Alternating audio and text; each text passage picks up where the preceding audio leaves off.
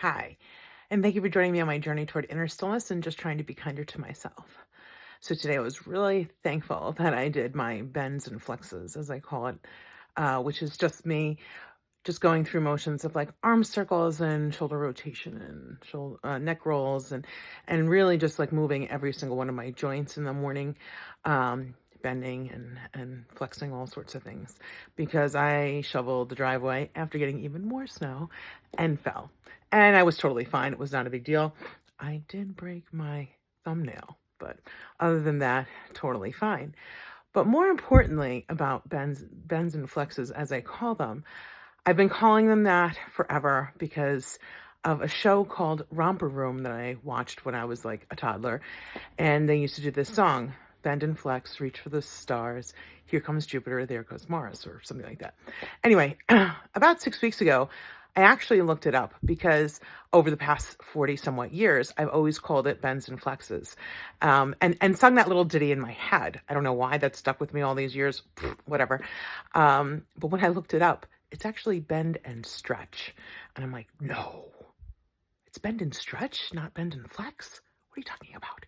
So I start looking at all these other YouTubes of all the same kind of time period, and every single one of them was bend and stretch, not bend and flex. So here I am all these years thinking it's bend and flex.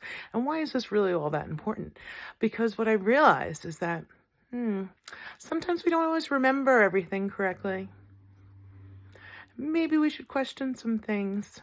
And maybe we should be okay with either, something like bend and flex is not really a big deal if I call it that, versus calling it bend and stretch, whatever. But when other things are on the line, things that are more important, and sometimes we misremember, or we hear something that's current day going on, and we don't have all the full information, like sometimes we should probably use a little discernment and take a look at things a little bit closer. And things that are from the past, sometimes we do misremember things because they've either hurt us so bad or, who knows what.